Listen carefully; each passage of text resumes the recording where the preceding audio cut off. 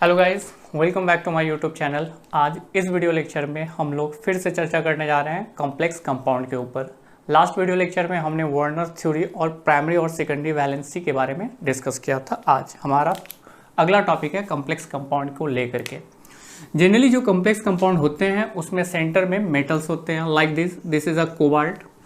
Cobalt एक central metal atom का काम करेगा, पहले तो आप ये जान लो। उसके साथ जुटे होंगे legends, that is the legends. और लीजेंड्स के अलावा उसके अंदर क्या होंगे, काउंटर आयंस। यहाँ पर सबसे पहले कॉम्प्लेक्स कंपाउंड को आगे समझने से पहले आपको यह समझना होगा कि कॉम्प्लेक्स कंपाउंड जनरली तीन चीज़ों का बना हो सकता है, लेकिन दो कंपल्सरी है। पहला तो सेंट्रल मेटल एटम और दूसरा कौन, लीजेंड्स। अभी पहले तो हम लोग बात कर लेते हैं कि ये कौन है। तो ये first one is a central metal atom या आयंस। सेंट्रल मेटल एटम कह सकते हैं इसे, या फिर हम इसे आयंस के नाम से बुला सकते हैं। दूसरे केस में आपके पास होगा लीजेंड्स, और ये गाइस जो लीजेंड्स में मैं डिस्कस कर रहा हूं, this one is a legends. ये जो सेकंड वन है वो क्या है, लीजेंड्स है, ठीक है। और जो थर्ड वन आपको नजर आ रहा, this is called counter ions. ये तीन चीजों को पहले हम लोग समझेंगे कि काउंटर आयंस क्या होते हैं, लीजेंड्स क्या होते हैं, सेंट्रल मेटल एटम क्या होते हैं, उसके बाद आगे कंटिन्यू होंगे। सबसे पहले मैं डिस्कस करूंगा सेंट्रल मेटल एटम या सेंट्रल मेटल आयंस के बारे में।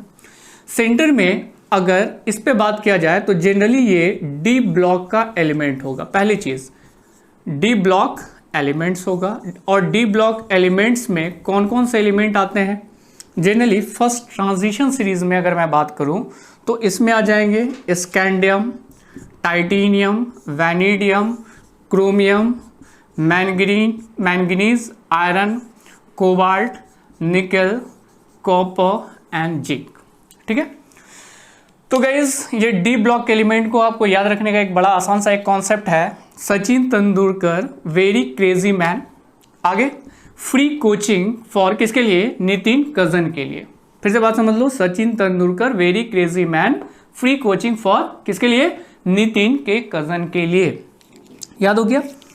ये डी ब्लॉक एलिमेंट को आपको याद रखना पड़ेगा विथ एटॉमिक नंबर, क्योंकि अभी तो जरूरत नहीं पड़ेगी, लेकिन आगे जब हम लोग इसकी मैग्नेटिक प्रॉपर्टीज या इसके शेप पे डिस्कस करेंगे या इसके हाइब्रिडाइजेशन में डिस्कस करेंगे तो आपको एटॉमिक नंबर की जरूरत पड़ सकती है। इसलिए आप एटॉमिक नंबर को याद कर लेना, किसका, scandium 21, titanium 22, vanadium 23, chromium 24, manganese 25, iron 26, cobalt 27, निकल 28, कॉपर 29 एंड जिंक 30। बहुत आसान है, 10 है। अगर आपको याद है तो अच्छी बात है, नहीं याद है तो पहले आप इसे याद जरूर कर लोगे, ठीक है। सेंट्रल मेटल एटम जनरली कौन से ब्लॉक का होगा, डी ब्लॉक एलिमेंट, ठीक है, जिसमें से ये हमको नजर आ रहे हैं। और यहाँ पे सेंट्रल मेटल एटम हमने क्या लगाया, कोबाल्ट। वैसे कोबाल्ट की जगह पे यहाँ पे आयरन भी हो सकता है, मैंगनीज भी हो सकता है, क्रोमियम भी हो सकता है, कॉपर भी हो सकता है, जिंक भी हो सकता है, ठीक है। दूसरी चीज ये होती है सेंट्रल मेटल एटम में, सेकंड पॉइंट जिसे अब मैं डिस्कस करूंगा, कि सेंट्रल मेटल एटम जो होता है वो एक लोन पेयर इलेक्ट्रॉन का एक्सेप्टर होता है। तो देगा कौन एक लोन पेयर इलेक्ट्रॉन, देने वाला होता है लीजेंड्स, ठीक है। तो this one is a acceptor, मैं इसे एक्सेप्टर कह रहा हूं, एक्सेप्टर किस चीज का, of a lone pair of electron, ठीक है गाइस। ये एक्सेप्टर होता है एक लोन पेयर इलेक्ट्रॉन का, यानी ये एक लोन पेयर इलेक्ट्रॉन एक्सेप्ट करता है। अब इस बेसिस पे थर्ड पॉइंट्स में हम इसे बुला सकते हैं लुईस एसिड। इसका नेचर कैसा होता है, लुईस एसिड, किसका, सेंट्रल मेटल एटम का या सेंट्रल मेटल आयंस का। क्यों, लुईस के बेसिस पे जब क्लासिफाइड किया गया एसिड को और बेस को, तो लुईस ने सिंपल सा कॉन्सेप्ट दिया एसिड और बेस का। उन्होंने कहा कि एसिड वो होगा जो किसको एक्सेप्ट करेगा, इलेक्ट्रॉन एक्सेप्टर, मतलब जो एक लोन पे इलेक्ट्रॉन को एक्सेप्ट कर सके वो क्या होगा, एसिड होगा। और जो डोनर है वो क्या होगा, बेस होगा। इस वजह से मैं कह रहा हूं इसको लुईस एसिड। वजह क्या है, वजह बहुत साधारण सी है। मैंने क्या कहा, अ लोन पेयर इलेक्ट्रॉन एक्सेप्टर, एक लोन पेयर इलेक्ट्रॉन एक्सेप्टर होने की वजह से इसे हम लोग कहते हैं लुईस एसिड। ठीक है, तो central metal atom generally D block का एलिमेंट होगा, जिसमें आपको ये एटॉमिक नंबर याद रखने हैं। सेकंड पॉइंट है acceptor of a lone pair electron, जिसकी वजह से इसे हम कह रहे हैं लुईस एसिड। ये बात किस पे थी? सेंट्रल मेटल एटम के ऊपर। इसका जल्दी से आप स्क्रीनशॉट लो, अगले पॉइंट्स में आ रहे हैं जो है लीजेंड्स और मोस्ट इंपॉर्टेंट चीज है, इसे मिटा दें गाइस। चलो अगले टॉपिक पे हम लोग डिस्कस कर रहे हैं, और सेकंड टॉपिक हमारा कौन है? Second one is a legends, और इस लीजेंड्स में हम लोग बात करेंगे।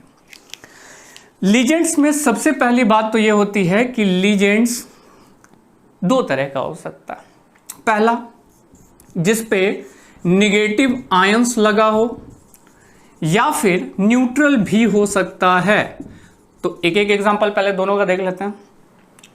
निगेटिव आयंस में बात करते हैं, जैसे Cn के ऊपर क्या लगा है? माइनस लगा है, तो ये निगेटिव आयंस वाले लीजेंड्स होते हैं।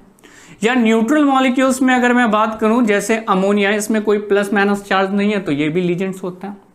इस दोनों में कॉमन सी बात क्या होनी चाहिए? लीजेंड बनने के लिए कॉमन सी बात ये होनी चाहिए कि इसके पास एटलीस्ट एक लोन पे इलेक्ट्रॉन होना चाहिए, या इस कंपाउंड में भी मैं बात करूं तो इसमें एटलीस्ट एक लोन पे इलेक्ट्रॉन होना चाहिए। लीजेंड बनने के लिए क्या होना चाहिए? एटलीस्ट एक लोन पेयर इलेक्ट्रॉन डोनेट कर सके, वो क्या हो जाएगा? लीजेंड्स होगा। ठीक है, लीजेंड्स दो तरह के हो सकते हैं, चाहे तो ये एटम हो सकता है या फिर गाइस मॉलिक्यूल्स हो सकता है। दे मे बी एटम और क्या? मॉलिक्यूल्स। एक एटम भी लीजेंड्स हो सकता है। आयंस मेनली, जैसे एग्जांपल के तौर पे मैं लिख रहा हूं Cl-, this is the ions atom. And molecules में अगर मैं देखूं NH3 क्या है? एक मॉलिक्यूल्स है, ये भी लीजेंड्स है, ये भी लीजेंड्स है। लीजेंड्स में सबसे इंपॉर्टेंट बात क्या याद रखना? एक बात, और वो है कि एक लोन पेयर क्या होना चाहिए? डोनर होना चाहिए। कौन? लीजेंड्स होगा तब तो डोनेट करेगा। NH3 में अगर आप बात करते हो तो नाइट्रोजन, और नाइट्रोजन के आउटर मोस्ट ऑर्बिट में आई थिंक सो 5 इलेक्ट्रॉन्स होते हैं, ये आपको पता है। ये मैंने बनाया 1 2 3 4 और ये 5 इसके आउटर मोस्ट ऑर्बिट में इलेक्ट्रॉन्स होते हैं। और उसके साथ गाइज 3 हाइड्रोजन को मैं ऐड कर देता हूं, एक हाइड्रोजन यहां, दूसरा हाइड्रोजन यहां और तीसरा हाइड्रोजन यहां। ये अपना ड्यूप्लेट कंप्लीट किया, ये ड्यूप्लेट कंप्लीट किया, ये ड्यूप्लेट कंप्लीट किया, ये ऑक्टेट कंप्लीट किया। अब इसके पास जो ये इलेक्ट्रॉन बचा, this is called loan pair electron. और यही लोन पेयर इलेक्ट्रॉन देता है, किसको देता है? सेंट्रल मेटल एटम को, by a bond called coordinate bond. और इसे आप क्या कह सकते हो? लीजेंड्स कह सकते हो। दूसरे केस में आ जाओ, Cn कार्बन है, और कार्बन के आउटर मोस्ट ऑर्बिट में टोटल कितने इलेक्ट्रॉन्स हो सकते हैं? पहले मैं नाइट्रोजन बना लेता हूं, this one is a nitrogen. Nitrogen के ऊपर मैंने माइनस लगा रखा है ताकि ये एक इलेक्ट्रॉन एक्सेप्ट करे। नाइट्रोजन के आउटर मोस्ट ऑर्बिट में भी वैसे ही हम बात कर लेते हैं, 1 2 और क्या 3 4 और एक 5 इलेक्ट्रॉन्स होते हैं। एक इलेक्ट्रॉन ये एक्सेप्ट किया, मैंने ये इलेक्ट्रॉन इस तरह डिनोट किया, this is accepting of 1 electron. Carbon में 1 2 3 4 इलेक्ट्रॉन होता है, डजंट मैटर। अब ये देख लो ये क्या कर रहा? ऑक्टेट कंप्लीट कर रहा नाइट्रोजन, 2 4 6 2 8। वही कार्बन में अगर मैं देखता हूं तो ये ऑक्टेट कंप्लीट नहीं कर पा रहा। ऐसे केस में ये जो इसका लोन पे इलेक्ट्रॉन होगा ये क्या हो जाएगा? डोनर हो जाएगा in case of cyanide. Clear? तो जो लोन पेयर इलेक्ट्रॉन डोनर होता है वही तो आपका क्या बन जाता है? लीजेंड्स बनता है। और लीजेंड्स को अभी और हम लोग बात करेंगे, अभी तो मैं बता रहा हूं कि लीजेंड्स कौन बनेगा। और शायद आप समझ गए कि लीजेंड्स होने के लिए उसके पास एटलीस्ट 1 लोन पेयर इलेक्ट्रॉन होना चाहिए। क्लोरीन वाले मॉलिक्यूल्स को भी देख लेते हैं इसको मिटाने से पहले, क्योंकि थोड़ी जगह बची हुई है। और क्लोरीन में आप देख लो, क्लोरीन के आउटर मोस्ट ऑर्बिट में इलेक्ट्रॉन होंगे 7। कैसे? क्लोरीन का एटॉमिक नंबर होता है 17, तो क्या लिखेंगे? 2 8 7, आउटर मोस्ट ऑर्बिट में इलेक्ट्रॉन 7। इसे लिखते हैं गाइस 1 2 3 4 5 6 और एक 7। जस्ट अपोजिट नेगेटिव है, मतलब दे आर एक्सेप्टिंग 1 इलेक्ट्रॉन। तो सर इसमें तो बहुत सारे लोन पे इलेक्ट्रॉन है, बहुत सारे लोन पे इलेक्ट्रॉन है, लेकिन पार्टिसिपेटिंग कोई एक लोन पेयर का ही होगा। किसके साथ? सेंट्रल मेटल एटम के साथ, बाकी का नहीं होगा। क्लियर? एक लोन पे इलेक्ट्रॉन का एक्सेप्टिंग होगा। ठीक है, तो ऐसे केस में इसके पास लोन पे इलेक्ट्रॉन है तो ये भी क्या हो जाएगा? लीजेंड्स। समझ में आ गया? लीजेंड्स आयंस हो सकते हैं, कोई एटम हो सकते हैं, या फिर कोई मॉलिक्यूल्स हो सकते हैं। प्रॉपर्टीज एक है और वो आपको अब पता चल गया। अब आते हैं गाइज जिसको हम लोग कहेंगे क्लासिफिकेशन। किसका क्लासिफिकेशन? लीजेंड्स का classification. Now next one is ligands का क्लासिफिकेशन। लीजेंड्स को आप क्लासिफाइड कर दो 3 पार्ट्स में। We are talking about the ligands, ठीक है। लीजेंड्स 3 तरह का होगा, first, second and this one is a third one. पहला जो मैं टाइप के बारे में बात कर रहा हूं legends, first one is monodentate. Monodentate. दूसरा टाइप जो है उसे आप कहोगे बाइडेंटेट, या बाइडेंटेट को आप डाइडेंटेट भी कह सकते हो। बाय कहो या डाई कहो, नंबर 2 ही आता है। और थर्ड केस जो आपको याद रखना है, दिस इज कॉल्ड पॉलीडेंटेट। अब मोनोडेंटेट क्या होता है, बाइडेंटेट क्या होता है, पॉलीडेंटेट क्या होता है, समझना। जनरली मोनोडेंटेट में हम लोग उस लीजेंड्स को देखते हैं जो एटलीस्ट 1 लोन पे इलेक्ट्रॉन क्या कर सके, डोनेट कर सके। कितना? सिर्फ 1 लोन पे इलेक्ट्रॉन दे, वो क्या हो जाएगा, मोनोडेंटेट। दूसरे एग्जांपल में आते हैं, दैट इज बाइडेंटेट। वो मॉलिक्यूल्स जो एटलीस्ट 2 लोन पेयर, कितना, 2 लोन पेयर दे सके, किसको, सेंट्रल मेटल एटम को, तो ये क्या कहलाएगा, बाइडेंटेट। थर्ड केस में बात करते हैं पॉलीडेंटेट, जो 2 से ज्यादा लोन पेयर इलेक्ट्रॉन दे सके, किसको, सेंट्रल मेटल एटम को, उसे आप कहोगे पॉलीडेंटेट। तीनों के एग्जांपल में आते हैं। पहला मोनोडेंटेट के एग्जांपल में आपका कौन हो जाएगा, अमोनिया NH3, ठीक है। इसके पास 1 लोन पे इलेक्ट्रॉन होता है, वो दे सकता है, दैट इज मोनोडेंटेट। वाटर के केस में बात करते हैं, इसके पास लोन पे इलेक्ट्रॉन कितना देता है, 1 लोन पे electron, that is monodentate. Chlorine, fluorine, bromine, iodine, मैं सब लिख लेता हूं, क्लोरीन, फ्लोरीन, ब्रोमीन और आयोडीन, ये सब कैसा है, monodentate. Carbon monoxide, this is also a monodentate. Clear? ऐसे बहुत सारे एग्जांपल है जो मोनोडेंटेट के एग्जांपल में आता है। अभी मैं और भी आपको डाटा दूंगा मोनोडेंटेट का। फिलहाल आपको मोनोडेंटेट समझ में आ चुका है कि मोनोडेंटेट वो होते हैं, उस तरह के लीजेंड्स को मोनोडेंटेट लीजेंड्स कहते हैं जो एटलीस्ट 1 लोन पेयर इलेक्ट्रॉन दे सके। अगर 2 देगा तो वो क्या कहलाएगा, बाइडेंटेट। अब बारी आई किसकी, बाइडेंटेट। इसको सर हमको याद करना पड़ेगा कि कौन कौन सा मोनोडेंटेट है, कौन कौन सा बाइडेंटेट है। आपको एक ही याद करना है और वो है बाइडेंटेट, और बाइडेंटेट का 2 ही एग्जांपल याद करना, जिसमें मैं पहला एग्जांपल आपसे बात कर रहा हूं, जिसका नाम क्या है, इथेन 1,2-डाइएमाइन, ठीक है। इसका फॉर्मूला भी मैं लिख देता हूं, जगह पे इसका यूज होगा NH2 CS2 CS2 and next one is NH2। देखो ये नाइट्रोजन के पास 1 लोन पे इलेक्ट्रॉन होता है, ये नाइट्रोजन के पास 1 लोन पे इलेक्ट्रॉन होता है, तो ये एक मॉलिक्यूल्स हुआ। इथेन 1,2-डाइएमाइन बड़ा मॉलिक्यूल्स हुआ, लेकिन एक मॉलिक्यूल्स हुआ, और एक मॉलिक्यूल्स 2 लोन पे इलेक्ट्रॉन दे रहा है, एक यहां से और एक यहां से, that's why it is called bidentate. लेकिन ऐसा लिखा हुआ बहुत कम मिलेगा आपको, इसका शॉर्ट फॉर्म मिलेगा, दिस इज कॉल्ड EN। क्या बोलेंगे इसको, EN, दैट इज बाइडेंटेट। दूसरा एग्जांपल आपको इसका याद रखना, अपने दिमाग में नोट कर लेना, ठीक है। दूसरा है जिसको आप कहते हो ऑक्जेलेट आयन।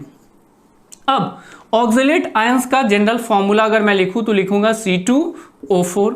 इसका शॉर्ट फॉर्म लिखूंगा तो क्या लिखूंगा, ऑक्स। और ये भी बाइडेंटेट होता है। कैसे बाइडेंटेट होता है, ये देख लो, कार्बन है और ये कार्बन है, ऑक्सीजन ऑक्सीजन ऑक्सीजन ऑक्सीजन, यहां निगेटिव यहां निगेटिव, मतलब यहां पे 1 लोन पे इलेक्ट्रॉन होगा, यहां पे 1 लोन पे इलेक्ट्रॉन होगा, तो ये एक मॉलिक्यूल्स हुआ। लेकिन ये एक मॉलिक्यूल्स कितना, 2 लोन पे इलेक्ट्रॉन दे रहा, that's why it is called bidentate. तो बाइडेंटेट में 2 एग्जांपल आप याद रखो, क्वेश्चन सॉल्व। कौन कौन सा, इथेन 1,2-डाइएमाइन, जिसका शॉर्ट फॉर्म यूज होगा आपके लिए नाम में EN। ऑक्जेलेट आयन, ऑक्स, जिसका फॉर्मूला क्या है, C2O4, ये भी क्या होता है, बाइडेंटेट। क्लियर है? चलो, मोनोडेंटेट क्लियर, बाइडेंटेट क्लियर। अब बारी किसकी, पॉली। अगर कोई एक मॉलिक्यूल्स कितना, 2 से ज्यादा क्या दे रहा हो, लोन पे इलेक्ट्रॉन दे रहा हो, दैट इज कॉल्ड पॉलीडेंटेट। और पॉलीडेंटेट में ज्यादा यूज नहीं है, लेकिन फिर भी हम लोग पढ़ेंगे उसका एक एग्जांपल, जिसको आप कहते हो EDTA। EDTA का फुल फॉर्म होता है इथेन 1,2-डाइएमाइन tetra acetic acid, that is called EDTA। EDTA में टोटल एक मॉलिक्यूल्स, और ये एक मॉलिक्यूल्स 4 लोन पे इलेक्ट्रॉन देता है। कितना लोन पे इलेक्ट्रॉन? 4 लोन पे इलेक्ट्रॉन देता है। कौन? इकलौता EDTA। क्लियर? तो इसको पॉलीडेंटेट कहते हैं। और मैं इसका यूज भी बता देता हूं, किसका?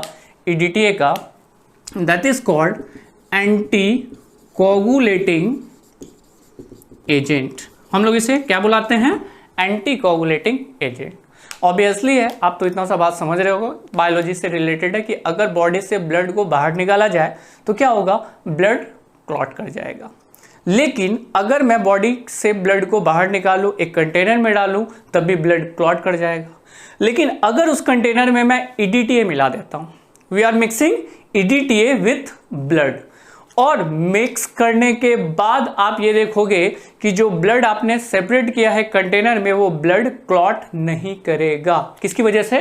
EDTA की वजह से। That's why it is called anti coagulating agent. Anti मतलब अगेंस्ट, किसके अगेंस्ट? कोगुलेट के अगेंस्ट। कोगुलेट का मतलब जमना, ठीक है? That was EDTA। इसका यूज ना के बराबर है, लेकिन फिर भी आपको 2 का एग्जांपल जरूर याद रखना है। पहला कौन? इथेन 1,2-डायमाइन, और दूसरा कौन? Oxalate ion. से थोड़ा सा मिट गया है, स्क्रीनशॉट लेने में दिक्कत होगा। C2O4 या फिर ऑक्स, इसमें से कुछ भी आ सकता है लिखा हुआ। और मोनोडेंटेट क्या होते हैं? वो जो एक लोन पे इलेक्ट्रॉन डोनेट करे। आगे लीजेंड्स में बात कर रहे हैं, तो मैंने कहा कि सेंट्रल मेटल एटम एक्सेप्टर होगा, तो डोनर कौन है? लीजेंड्स। तो डोनर वाले को हम लोग कहते हैं बच्चा Lewis base. We are called it Lewis base. Why we are called it Lewis base? Lewis base इसलिए कह रहे हैं क्योंकि ये at least a lone pair electron क्या होता है? डोनर होता है। ये अपने एक लोन पे इलेक्ट्रॉन को क्या करता है? डोनेट करता है। किसके साथ? सेंट्रल मेटल एटम के साथ। ये मॉलिक्यूल्स आपके सामने लिखा हुआ है, मैं इसको अभी मिटा रहा हूं। एक छोटा सा स्ट्रक्चर मैं बना के दिखा रहा हूं, यहां हो क्या रहा। This is cobalt, CO central metal atom है, और इस कोबाल्ट के साथ 6 मॉलिक्यूल्स अमोनिया जुटे हुए हैं। अब देखना, पहला मॉलिक्यूल्स अमोनिया मैं यहां लिख रहा हूं NH3, दूसरा मॉलिक्यूल्स अमोनिया क्या लिख रहा हूं? यहां NH3, तीसरा ऊपर लिख देता हूं दाएं बाएं। एक काम करते हैं, थोड़ा सा ऊपर लिखते हैं NH3, कोई दिक्कत नहीं है। यहां पर भी लिख देते हैं NH3, this one is also NH3 and that one is also. तो सर 4 बना, 2 और बचा हुआ, तो 2 और ऊपर नीचे कर लो, NH3 और NH3। शेप पे बात करेंगे तो ये समझ में आएगा कि कहां कहां डालना है। सिंपल लीजेंड्स यहाँ 1 2 3 4 5 और 1 6 हो गए। तो हर किसी के पास क्या है? लोन पे इलेक्ट्रॉन। यहां भी लोन पे इलेक्ट्रॉन, यहां भी लोन पे इलेक्ट्रॉन, यहां भी लोन पे इलेक्ट्रॉन, और गाइस इसके पास भी लोन पे इलेक्ट्रॉन है। सिर्फ है नहीं बल्कि डोनेट कर सकता है। और किसको डोनेट करेगा? सेंट्रल मेटल एटम को, by a bond called coordinate bond. Clear? ये यहां गया,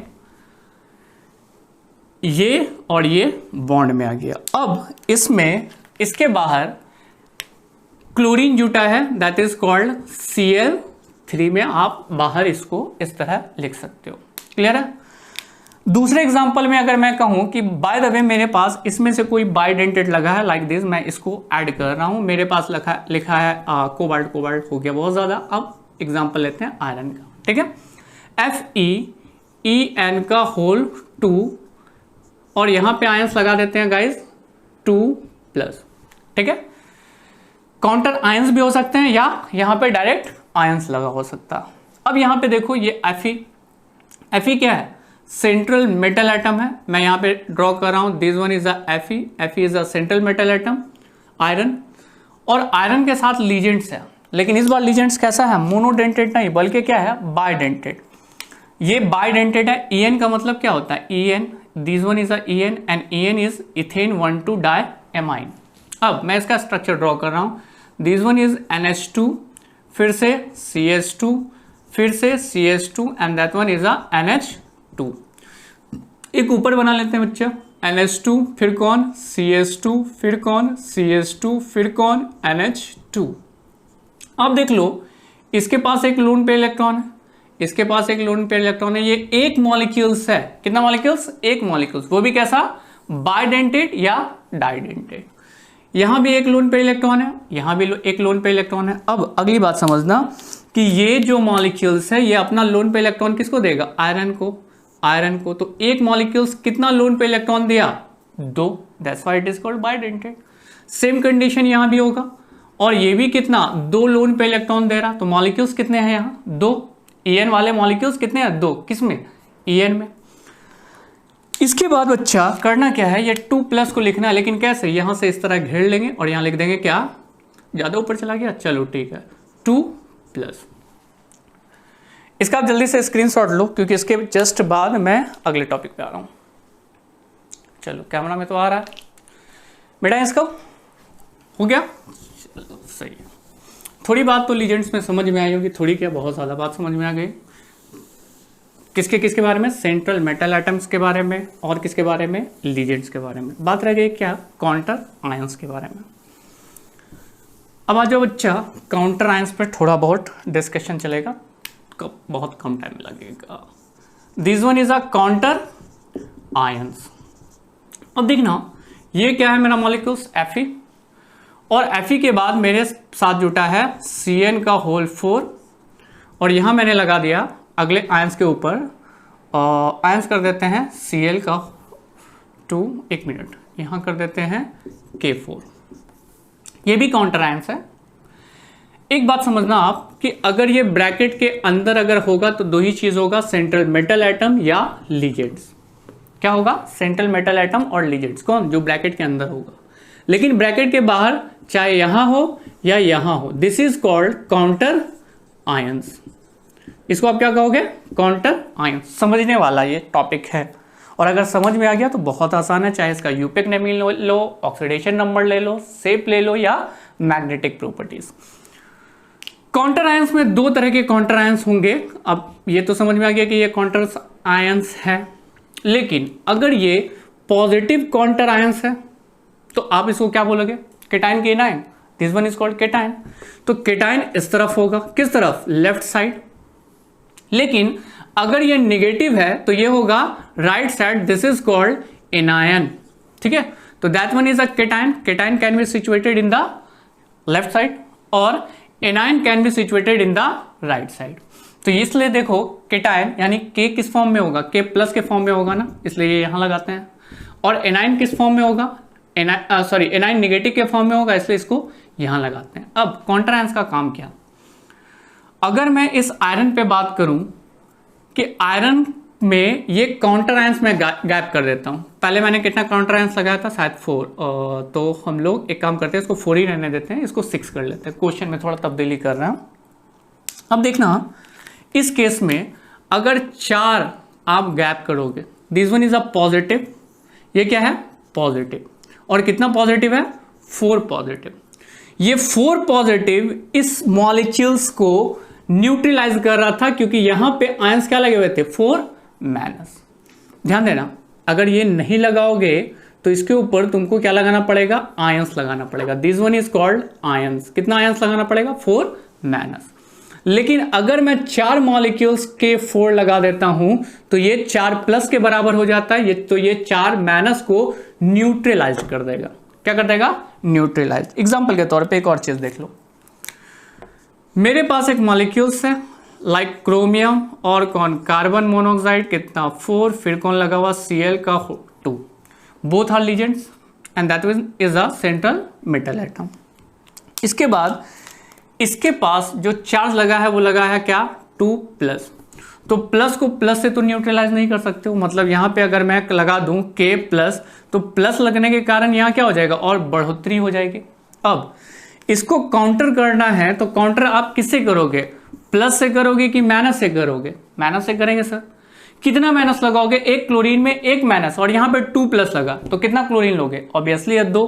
तो यहां पे मैं मॉलिक्यूल्स लिख दूं Cl2, तो ये आयंस खत्म हो जाएंगे और ये मॉलिक्यूल्स ये एटम आ जाएगा, जिसको आप नाम दोगे counter ions. I think so counter ions समझ में आ गया होगा। काउंटर आयंस 2 तरह के, केटाइन और एनायंस। केटाइन के ऊपर पॉजिटिव चार्ज, एनायन के ऊपर नेगेटिव चार्ज। जल्दी से आप इसका स्क्रीनशॉट लो गाइस, क्योंकि अगले टॉपिक पे हम आ रहे हैं जो बहुत इंपॉर्टेंट है। हो गया, चलो। इसके बाद जो हम लोग बात करेंगे वो बात करेंगे कोऑर्डिनेशन नंबर के ऊपर। किसके ऊपर? Coordination number. तो अगला हमारा हेडिंग है कोऑर्डिनेशन नंबर।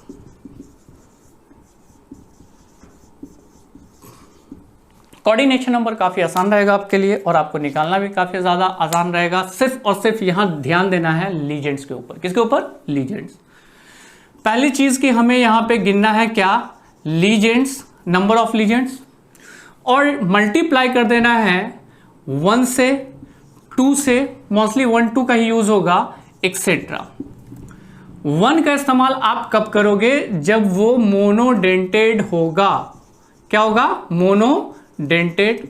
लेकिन 2 का इस्तेमाल कब करना है? जब वो बायडेंटेड होगा या फिर डायडेंटेड होगा। बायडेंटेड। फिर से बात समझ लो, लीजेंड्स का नंबर गिनना है तो मैं यहां नंबर भी लिख देता हूं, नंबर ऑफ लीजेंड्स, ठीक है, इनटू, चाहे तो हम मल्टीप्लाई 1 से करेंगे या 2 से या एक्सेट्रा, अगर केस हुआ तो, बट केस आएगा नहीं। 1 से मल्टीप्लाई मोनोडेंटेड के केस में करेंगे, 2 से मल्टीप्लाई बायडेंटेड के केस में करेंगे। और बायडेंटेड में मैंने 2 ही आपको एग्जांपल कहा याद रखने के लिए। पहला कौन? इथेन 1,2 डायमाइन, जिसका एग्जाम्पल होगा EN, और दूसरा होगा ऑक्सिलेट आयन, जिसका एग्जाम्पल होगा ऑक्स। ठीक है, चलो अब आते हैं, मेरे पास फॉर्मूला लिखा हुआ है Fe और क्या Cn का होल 6 और क्या K4। इसमें मैं पूछ रहा हूं कि इसका कोऑर्डिनेशन नंबर कितना हो जाएगा। तो सर 6 4 10। मैंने क्या कहा, यहां पे आपको क्या गिनने हैं? आप ध्यान दो, नंबर ऑफ लीजेंड्स गिनने हैं। तो बाहर वाला क्या है? काउंटर आयंस है ना। इसे क्यों गिन रहे हो? इसे आपको नहीं गिनना, because it's a counter ions. ये लीजेंड्स है जो ब्रैकेट के अंदर है। तो सर ये भी गिनाएगा? ये नहीं गिनाएगा। This one is a central metal atom. तो बचा कौन? लीजेंड्स। लीजेंड्स यहाँ टोटल कितना है? तो वो नंबर मुझे यहाँ दिख रहा, 6 लीजेंड्स यहाँ जुटा हुआ, दैट इज कॉल्ड लीजेंड्स। का नंबर कितना है? लीजेंड्स का नंबर है 6। अब आ जाओ, पहले तो मैं लिखूंगा 6, क्योंकि नंबर ऑफ लीजेंड्स कितने हो गए? 6। समझ में आ गया सर। इनटू कितना से मल्टीप्लाई करेंगे? 1 से कि 2 से? जल्दी बताओ। 1 से ना। क्यों? क्योंकि Cn क्या है? मोनोडेंटेड। सर ये बायडेंटेड नहीं हो सकता। बायडेंटेड का 2 एग्जांपल याद रखना, इन और ऑक्स। इन और ऑक्स, इस दोनों में से कोई नहीं है, तो ये मोनोडेंटेड होगा। मतलब यहां नहीं मल्टीप्लाई करेंगे, यहां मल्टीप्लाई करेंगे, बिकॉज इट्स अ मोनोडेंटेड। तो ये कोऑर्डिनेशन नंबर हो गया 6। अगले केस पे आते हैं। अगला केस क्या है? तो अगले केस में आ जाते हैं कॉपर। कॉपर के साथ क्या जुटा हुआ? En का होल 2 और क्या Cl2, और यहाँ पे के लगा देते हैं। फिर से आ जाओ बच्चा, वही चीज़ निकालना आपको, कोऑर्डिनेशन नंबर। अब देखो ये तो हटा देते हैं। क्यों? क्योंकि ये काउंटर आयंस है। ये कॉपर लिखे हुए हैं, C4 नहीं लिखे हुए हैं, Cu है कॉपर। ठीक है, कॉपर क्या है यहाँ पे? सेंट्रल मेटल एटम है। इसे भी आप हटा दो, बटा लीजेंड्स लीजेंड्स लीजेंड। तो सर कौन वाले को गिनेंगे, इसको या इसको? बेटा दोनों लीजेंड्स है। ठीक है, लीजेंड्स जरूरी नहीं कि सारे में एक ही तरह के लीजेंड्स हो सकते हैं, या फिर 6 डिफरेंट तरह के भी लीजेंड्स आपको देखने के लिए मिल सकते हैं। ऐसा केस नहीं होगा, ये 2 डिफरेंट तरह के लीजेंड्स हैं। तो सर नंबर गिन ले, 2 और 2 4। अब एक चीज बताओ, पहले इस केस को हम लोग क्लियर कर लेते हैं। कोऑर्डिनेशन नंबर निकालना, पहला तो मैं लिखूंगा इसका नंबर कितना है? 2। सेपरेट करना, this one is a 2। En क्या है? मोनोडेंटेड की बायडेंटेड? किससे मल्टीप्लाई होगा? 1 से कि 2 से? 2 से, क्योंकि this one is a bidentate. 2 into 2, 2 कहां से आया? नंबर। और ये 2 किस लिए? कि बायडेंटेड है। प्लस अगला भी तो लीजेंड्स है ना। दूसरा लीजेंड्स कौन है? क्लोरीन। और क्लोरीन में नंबर कितना है? 2, that is a number of legends. Into इसके लिए कितना से मल्टीप्लाई करेंगे? फिर 2 से नहीं, ये मोनोडेंटेड है इसलिए 1 से मल्टीप्लाई होगा। तो 2 2 जा 4, 2 6। कोऑर्डिनेशन नंबर कितना? 6। और ये सर थोड़ा बहुत कंफ्यूज करेगा। कंफ्यूज क्या करना, दोबारा वीडियो को रिपीट करो, समझ में आ जाएगा। अब एक केस है आपके पास जिसको आपको बनाना है COOX का होल 2 Cl2। इसमें जल्दी से हमको एक चीज निकाल के दिख लो, और वो चीज क्या है? Coordination number. सबसे पहले क्या करेंगे बेटा, ये देखो K4 है, K4 को काट दो। मैं क्यों काट रहा हूँ? क्योंकि ये क्या है? Counter ions. काउंटर आयंस आपको काउंट नहीं करने, आपको लीजेंड्स काउंट करने हैं। ये सेंट्रल मेटल एटम है, इसे भी नहीं काउंट करना। 2 लीजेंड्स है। पहला लीजेंड्स का नंबर कितना है, कोऑर्डिनेशन नंबर निकालना है, तो पहले आपको चाहिए नंबर ऑफ लीजेंड्स कितना है यहाँ टोटल 2, ये वाले का पहला का। ऑक्स है, ऑक्स का मतलब मोनोडेंटेड की बाइडेंटेड, ऑब्वियसली बाइडेंटेड तो 2 से मल्टीप्लाई कर देंगे, प्लस क्लोरीन क्या है 1 × 2, टोटल कोऑर्डिनेशन नंबर हो गया 6। नेक्स्ट पे आप प्रैक्टिस करोगे, आप कोशिश करोगे बनाने के बारे में, ठीक है। वो क्या है Zn और क्या NH3 का होल 4 और बाहर लगा दें Cl2। इसका आंसर क्या होगा, आंसर 1 2 3 4, आंसर 4। कैसे, तो सर यहाँ पे ये काउंटर आयंस काट दिए, बचा ये सेंट्रल मेटल एटम, लीजेंड्स तो ये है, लीजेंड्स में टोटल नंबर है 4, that is a number of legends into 1 से मल्टीप्लाई कर दो, क्यों, क्योंकि ये मोनोडेंटेड है, तो आंसर हो गया क्या, कोऑर्डिनेशन नंबर 4। ठीक है, एक और क्वेश्चन, लास्ट क्वेश्चन ट्राई करो, इसको मिटाते हैं। ऊपर वाला मोनोडेंटेड और बाइडेंटेड वाला, या नीचे दे देते हैं, चलो क्वेश्चन यहीं पे ले लेते हैं। क्वेश्चन के लिए हम लोग ले लेते हैं, बहुत चीज़ हो गया, कोबाल्ट निकल बच गया ना, निकल वाला क्वेश्चन नहीं दिया। निकल है, निकल के बाद क्या है, निकल के साथ जुटा है NH3 का होल ट्वाइस और क्या H2O का, इसको मिटाऊं थोड़ा सा, होल 2 और कर देते हैं Cl, ठीक है। और इसके बाहर भी मैं 1 2 और Cl लिख देता हूँ, दैट इज Cl2। इसका जल्दी से वही चीज़ निकालना जो आप निकालते चले आओ, that is a coordination number. तो कोऑर्डिनेशन नंबर में इसे काट देंगे, लेकिन यहाँ पे लीजेंड्स 3 तरह का है, ये सेंट्रल मेटल एटम, उधर से जो स्टार्ट होगा ब्रैकेट से वो सेंट्रल मेटल एटम, उसके बाद जितना सारा चीज़ ब्रैकेट के अंदर है ऑल आर लीजेंड्स। ये लीजेंड्स नहीं है, ये बाहर था इसलिए ये काउंटर आयंस है। अब लीजेंड्स में देखो नंबर कितना है 2 × ये मोनोडेंटेड है इसलिए 1, प्लस वाटर है 2 × क्या 1, क्योंकि ये भी मोनोडेंटेड है, प्लस क्या हो जाएगा, ये खुद 1 है तो 1 से मल्टीप्लाई करोगे 1 आ जाएगा, 2 1 = 2, 2 2 4 प्लस 1 कितना हो जाएगा टोटल 5। ये क्या गया, 5 is the coordination number. I think so guys ये टॉपिक आपको बहुत अच्छी तरीके से क्लियर हो चुका होगा, क्योंकि कोऑर्डिनेशन नंबर के बेसिस पे ही हम लोग किस पे डिस्कस करेंगे, शेप के बारे में डिस्कस करेंगे, लेकिन आज नहीं, नेक्स्ट वीडियो में। तो हमारे साथ बने रहिए हमारे इस YouTube चैनल में। आज का हमारा वीडियो लेक्चर खत्म होता है। Thank you and bye.